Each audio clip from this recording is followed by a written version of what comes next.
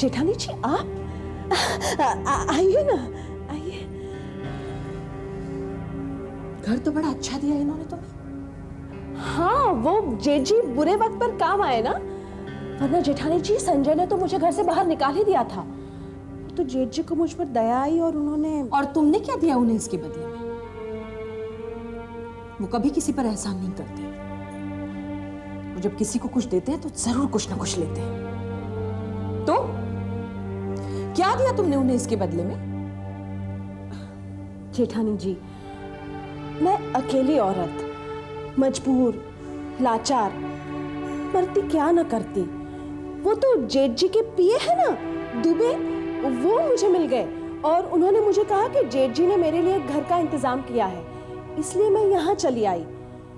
बस डूबते को तिनके का सहारा मिल। दुलारी, मैं तुम्हें बहुत अच्छी तरह से जानती हूँ।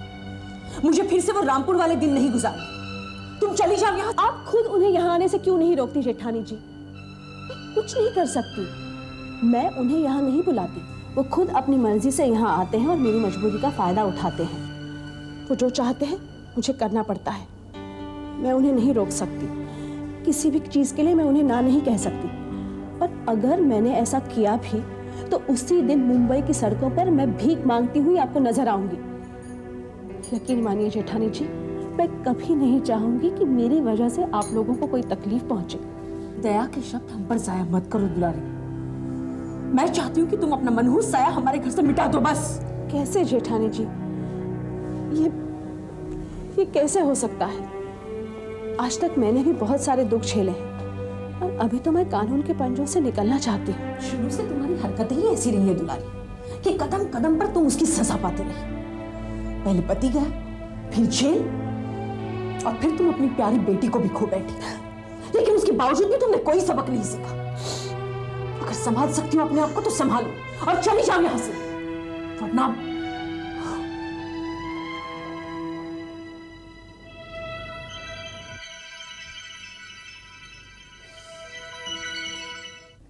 जी जी मिस्टर मर्चेंट, आप एफिडेविट बनवा दीजिए, ओके? हाँ, और रॉजर कॉटेज में कौन कौन कब से रह रहा है ये आप प्लीज मुझे इन्फॉर्म कर दीजिए। जी बिल्कुल।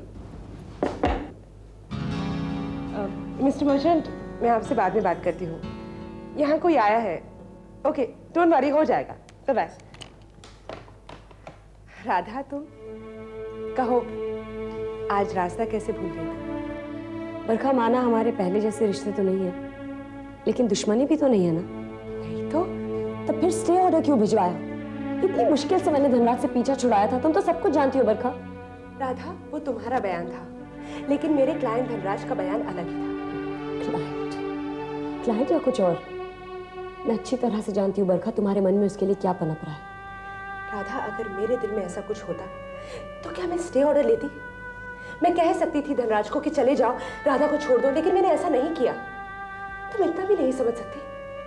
शायद ये सब तुमने धनराज की मोहब्बत हासिल करने के लिए किया हो। और तुमने क्या किया? धनराज से शादी और मोहन से मोहब्बत। तुमने हमेशा धनराज को पृथ्वी जी के खिलाफ इस्तेमाल किया। जब उसे सच्चाई का पता चल गया, तुम रामपुर छोड़कर मोहन के चक्कर मुंबई आ गई। उसकी बीमारी का फायदा उठाकर तुमने डिवोर्स ले लिया। अब जब वो ठीक हो गया है तो उसने कदम उठाया है। एक वकील होने के नाते मैंने सब कुछ सुना, समझा और स्टे ऑर्डर ले लिया। शायद इसी को तुम्हारी नजर में दोस्ती कहते हैं बरखा। मैंने तो तुम्हें अपना समझकर अपने दुख बताए थे, लेकिन आज वही सब तुम्हारे लिए गलत है और जो धनराज कह रहा है वही सही। राधा, मैं ना तुम्हारी दुश्मन हूं और ना ही धनराज की दोस्त।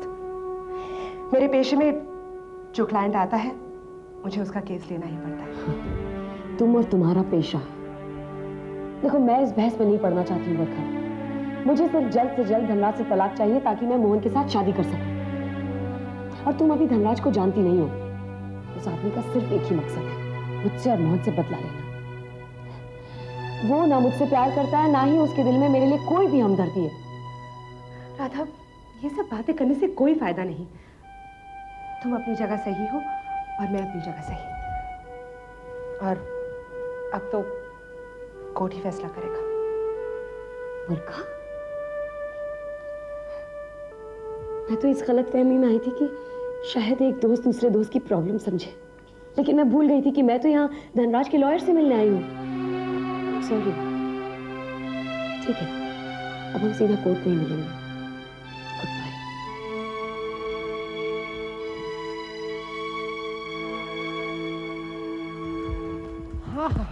पाय आस्ते बोल रहा है यार, आस्ते बोल रहा है दफा।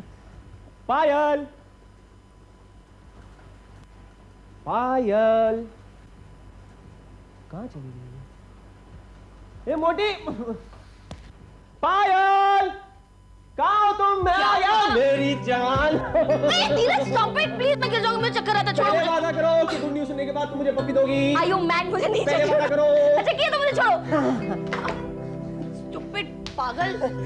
तुम इतनी हल्की फुल्की और दिखती नहीं हो लेकिन। अच्छा सुनो सुनो सुनो, द गुड न्यूज़ इज मुझे नहीं मालूम था मैं इतना काबिले तारीफ हूँ। तुम्हें पता है मुझे कमीशन मिली है, पप्पी दो। धीरज कितना मिला ये तो बताओ पहले। क्या तुम भी बोर हाउसवाइफ की तरह कितना मिला है, कितना मिला? पप्पी दोगे? ए धीरज स्टॉप इट। अच्छा अच्छा छोड़ो ये सब बातें, पप्पी तो बाद में ले लेंगे। सुनो आज क्या हुआ? हाँ तुम पहले सांस ले लो प्लीज। हाँ तुम बहुत हल्की फुल्की हो। हाँ हुआ ऐसे कि मैं ऑफिस गया, मैनेजर ने मुझे बुलाया। मैं घबरा गया कि मैनेजर मुझे क्यों बुला रहा है। मैं अंदर गया, मैनेजर मुझे देखा और शुरू हो गया यार तारीफ पे तारीफ, तारीफ पे तारीफ, तारीफ पे तारीफ। उसके बाद उन्होंने मुझे मुबारकबाद दी और मुझे कहा कि धीरज, सेल्स डिपार्टमेंट में तुम ही एक ऐसे सेल्स एग्जीक्यूटिव हो जिसने रिकॉर्ड कायम किया है। I am proud of it. Dheeraj उन्होंने मुझे पता है प्रमोशन भी दिए। मैं तुम्हें कमीशन रिपोर्ट दिखाता हूँ, रुको। अरे आराम से। छोड़ो ना ये सब, मुझे तुम पर पूरा यकीन है। It's really a wonderful news. Celebrate करें? हाँ सेलिब्रेशन पहले पप्पी दो। ठीक है डार्लिंग, 1 स्टार से लेके 7 स्टार तक जहाँ तुम्हें चलना है बोलो, कहाँ चलना है? 7 स्टार नहीं, हम लोग किसी बहुत ही रोमांटिक जगह पर जाएंगे, like candle light dinner types, और वहां पर एकदम रोमांटिक होकर हम लोग अपने कॉलेज की यादें ताज़ा करेंगे। ठीक है यार, ऐसा करते हैं, मैं जाके तैयार हो जाता हूँ, तुम भी झट से तैयार हो जाओ और सीमा को भी तैयार कर दो। Okay bye. सीमा क्यों? हम दोनों जाएंगे। अरे सीमा क्यों नहीं स्वीटहार्ट, वो घर में बैठे बैठे बोर हो जाती, उसको भी ले चलते। चलो। नहीं ना, वो नहीं आएगी। अरे वो क्यों नहीं आएगी? मैं बोलूंगा वो जरूर आएगी। ऐसे कैसे? सीमा सीमा सीमा सीमा सीमा सीमा सीमा सीमा देखो सीमा, आज हम ना सुनने के मूड में बिल्कुल नहीं है, इसीलिए हम आपको सिर्फ 15 मिनट देते हैं और इन 15 मिनटों में तुम फटाक से तैयार होके यहाँ जाओ। आखिर बात क्या है? बात हम आपको डिनर टेबल पर बताएंगे। 15 मिनट। धीरज देखो ना ना ना निकले, जाओ जाओ।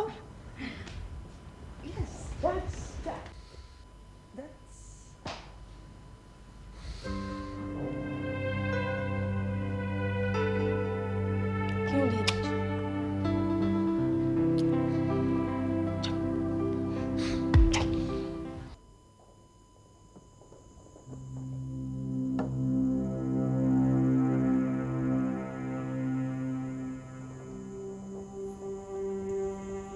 जनार्दन, अभी तक नाराज हो? चलो खाना खा लो। अब तो नाराजगी छोड़ दो, रमाकांत भी चला गया है। और पूरब, वो बीमार रमाकांत के घर से जाने की जिम्मेदारी मुझ पर डाल रहा है। क्या? ऑफिस आया था मुझसे लड़ने, मुझसे झगड़ा करने। ऑफिस में? और इन सब की जिम्मेदार तुम हो। तुम जब एक बार तुमने उससे अपना रिश्ता तोड़ लिया था, तब वापस उससे मिलना, होटल में ले जाकर उसको खाना खिलाना मुझे बिल्कुल पसंद नहीं आया था। फिर पूरब को अपने बाप पर तरस आ गया, वो उसे घर ले आया और तुम उसकी तीमारदारी में लग गई। तब भी मुझे बिल्कुल पसंद नहीं आया था और मैंने तुमसे बहस भी की थी, ये सोचकर कि मेरा हक है। तुम चाहती तो उसे घर से भगा सकती थी, लेकिन नहीं, तुमने उसे घर में रखा, उसकी देखभाल करती रही और अब पूरब उसके भाग जाने की जिम्मेदारी मुझ पर ठहरा रहा है।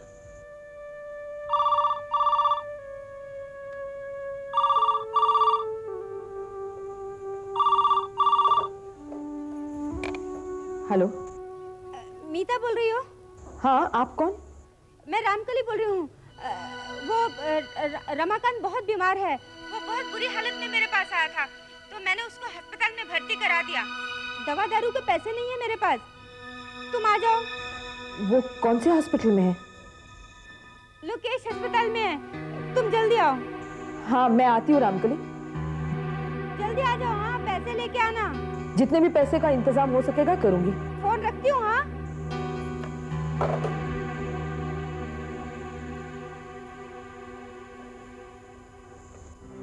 जनार्दन, मुझे जाना पड़ेगा कहाँ?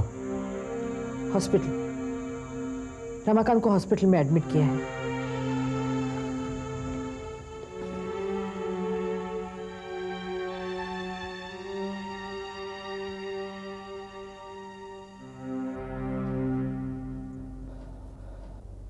तुमने अभी ऑफिस जाना शुरू नहीं किया? नहीं मोहन, मेरा कुछ भी करने का मन नहीं करता है। ऐसा लगता है जैसे सब कुछ खत्म हो गया। देखो, जब से दुनिया शुरू हुई है, ये तो जिंदगी का एक हिस्सा है संजय। इससे कोई भी इंसान बच नहीं सकता। लेकिन इसका मतलब ये तो नहीं कि गम को गले से लगा लो और सब काम काज छोड़ दो। मैं क्या करूं मोहन?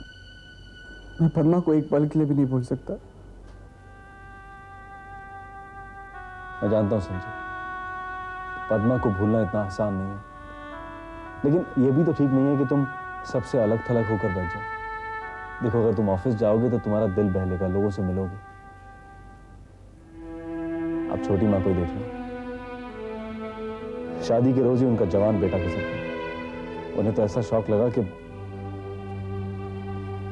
लेकिन धीरे धीरे उन्होंने सच्चाई को स्वीकारा। अब सब कुछ नॉर्मल होता जा रहा है। तुम तो आदमी हो यार, तुम भी सच्चाई को समझने की कोशिश करो। इस सच्चाई ने तो मेरा सब कुछ छीन लिया। मैं तो कहता हूं संजय कि तुम इस घर को छोड़ दो और अपने मम्मी डैडी के पास चले जाओ। नहीं मोहन, मैंने ये घर पद्मा की पसंद से बनवाया था। इस घर की हर चीज में मुझे पद्मा नजर आती है। इसी घर से हमने अपनी नई जिंदगी की शुरुआत की थी। इस घर में पद्मा की यादें बसी हुई हैं। मैं इस घर को कैसे छोड़ सकता हूं? ठीक है संजय, देखो, मैं सिर्फ तुम्हारी खुशी चाहता हूं। मैं पहले भी तुम्हारा दोस्त था और अब भी तुम्हारा दोस्त हूं। पहले भी तुम्हारे साथ था और अब भी तुम्हारे साथ हूं। तुम्हें अगर किसी भी चीज की जरूरत पड़े तो तुम मुझे जरूर याद करना। लेकिन यार, मैं अपने दोस्त को दुखी और मायूस नहीं देखना चाहता।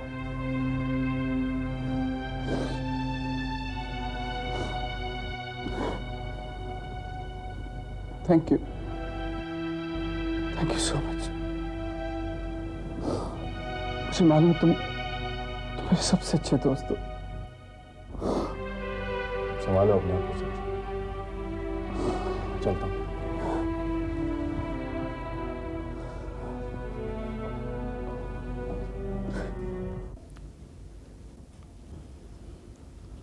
दुबे कहाँ मर गया?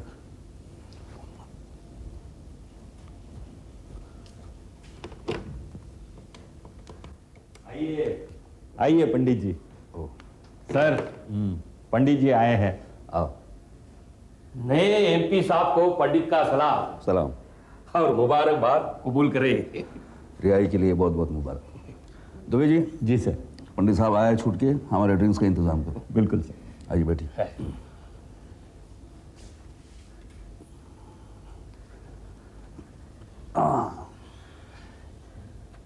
मुझे जेल से बाहर लाने और सारे केसेस ड्रॉप कराने का धन्यवाद। भाई, हमने अपना वादा पूरा किया। इलेक्शन के दौरान आपके लोगों ने हमारी काफी मदद की, हमने आपकी मदद की। पृथ्वी जी, आपकी मदद से तो मैं आज जेल से बाहर हूं, वरना मेरा क्रियाक्रम शायद जेल में ही होता। मैं आपका गुलाम बन गया। भाई, हमें गुलामों की नहीं, दोस्तों की जरूरत है। पृथ्वी जी, आपने मेरे ऊपर बड़ा एहसान किया है। मैं आपके लिए बहुत कुछ करना चाहता हूं, तभी मेरा मन शांत होगा। कहिए क्या करना है? भैया आपने हमें अपना दोस्त समझा, इससे और खुशी की बात क्या हो सकती है? दोस्त से भी बढ़कर पृथ्वी जी, आप हुक्म करो। नहीं फिलहाल तो कुछ काम नहीं है, लेकिन जब एक दूसरे के दोस्त बन ही गए तो एक दूसरे के काम भी आएंगे। लीजिए। कभी भी। चीयर्स। चीयर्स।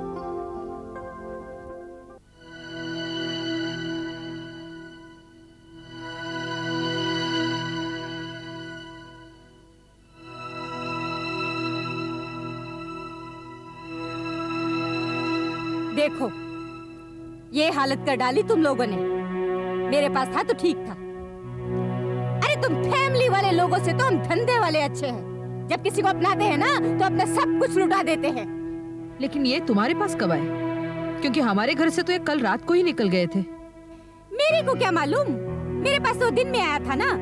भटकता रहा होगा किसी फुटपाथ पर रात भर। जब तुम संभाल नहीं सकती तो घर में जगह काहे को दी है? अच्छा भला था मेरे पास, दिल में मोहब्बत जगा दी, और यहाँ ये लेटा हुआ है। तुमने ये सब सुनाने के लिए मुझे यहाँ बुलाया है? तुम्हें पता है रमाकांत की वजह से मेरे घर में क्या चल रहा है? और वो पूरब? अरे तो भगा दिया होता ना। ये बेवकूफ भी समझता रहा कि उसे उसकी बीवी मिलेगी, बच्चे मिलेंगे। हुआ क्या? सूरज के गम में पागल होकर ये इस कंडीशन में पड़ा हुआ है। मेरे को छोड़कर गया था, वापस मेरे पास आ गया। देखो मीता रानी, जितना मेरी हैसियत में होगा ना मैं करेगी इसके लिए। बेहतर तो हूँ नहीं मैं इसकी। मैं रमाकांत की पत्नी थी, अब जनार्दन की पत्नी हूँ। मैं यहाँ चली आई इसका मतलब ये नहीं मैं अपने परिवार को भूल जाऊंगी। इंसानियत के नाते मुझसे जो बनेगा वो करूंगी। अगर ये बिना कहे यहाँ नहीं आते तो ऐसा कुछ नहीं होता। अरे छोड़ो, कुछ ना कुछ तो हुआ ही होगा। हाँ, दिल को धक्का लगा निकल गया होगा वो घर से। एक बात सुन लो मैडम मीता, इसको अगर कुछ हो गया ना तो छोड़ूंगी नहीं मैं किसी को।